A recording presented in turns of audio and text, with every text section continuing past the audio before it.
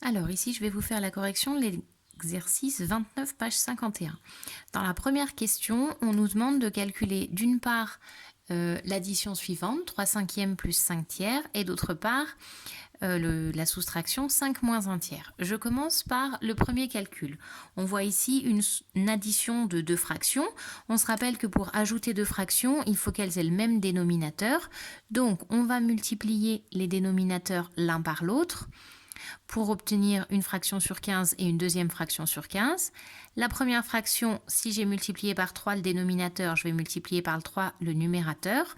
Et la deuxième fraction, je vais multiplier par 5. Ce qui me donne, je calcule, 3 fois 3, ça fait 9 sur 15. Et ici, on a 5 fois 5, ce qui fera 25 sur 15. On ajoute 9 quinzièmes plus 25 quinzièmes, ça fait 34 sur 15. Puisque les deux fractions ont le même dénominateur, on conserve ce dénominateur et on n'a plus qu'à ajouter les numérateurs. Dans le deuxième cas, on a une soustraction. Pour soustraire deux fractions, il faut qu'elles aient le même dénominateur. On se rappelle que le 5 qui est un nombre entier, c'est en fait un 5 qui est sur 1.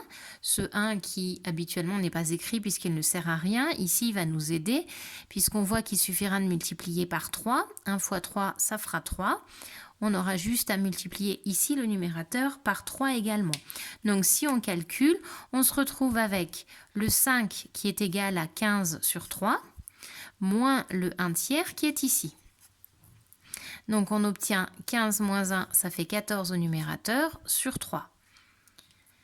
Dans la deuxième question, on va nous demander de calculer sous forme de fraction une fraction à étage. Au numérateur, on a 3 cinquièmes plus 5 tiers.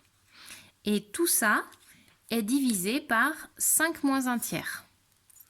Alors je réutilise les mêmes couleurs. Comme ça, on va se repérer. On nous demande de calculer ce nombre-là, et ce nombre-là s'appelle oméga. C'est une lettre de l'alphabet grec.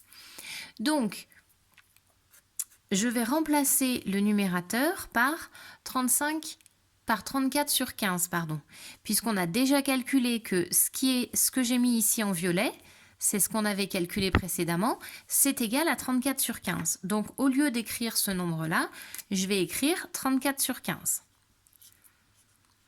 Au dénominateur, on a le calcul vert. Le calcul vert qui est là, c'est celui qu'on a déjà calculé, qui faisait 14 sur 3. Donc, au dénominateur, on se retrouve avec 14 sur 3. Hop. Et ici, on a une belle fraction à étage, toute simple si on peut dire, en tout cas plus simple que ce qu'on avait au départ. Nous, on sait faire les fractions à étage. On sait que ça veut dire qu'on a 34 sur 15 qui est divisé par 14 tiers. Donc, on a 34 sur 15 que l'on va diviser par 14 tiers. On a simplement traduit le fait qu'une fraction ici correspond à une division. Pour diviser ici, on va multiplier par l'inverse. Donc, la fraction qui est derrière, je l'inverse. Alors que la fraction qui était devant, elle, ne va pas changer. Et ici, comme on se retrouve avec une multiplication, il suffira de multiplier les numérateurs entre eux et de multiplier les dénominateurs entre eux. Pour ça, je vais utiliser la décomposition. 34, c'est 17 fois 2, que je vais multiplier par le 3 qui est là. Sur 15, c'est 5 fois 3, que je vais multiplier, c'est-à-dire 2 fois 7. Je simplifie. On simplifie ici par 3 et par 2. Au numérateur, il me reste 17. Au dénominateur, il me reste 5 fois 7, ça fait 35. Voilà comment on arrive à notre résultat. Hop, je rajoute les signes égales que j'avais oubliés. Et voilà les différentes étapes qui nous permettent de trouver le résultat.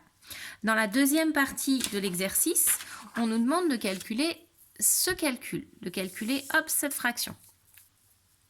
Donc ici, on a un calcul qui s'appelle oméga prime.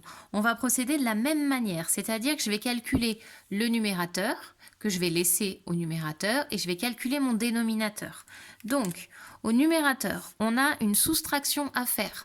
Pour faire la soustraction, je dois mettre les deux fractions au même dénominateur. Ici, mon dénominateur commun, ça va être 8. Ma première fraction, 9 sur 8, elle reste 9 sur 8. Ma deuxième fraction, 3 sur 4. 3 sur 4, c'est égal à 6 sur 8. On a multiplié par 2 le numérateur et le dénominateur. Donc, si je reste sur la fraction qui est en haut, qui est au numérateur, on va avoir 9 huitièmes moins 6 huitièmes, ce qui va nous faire 3 huitièmes. Je passe maintenant en bas. En bas, on a 11 dixièmes auquel on va enlever 1.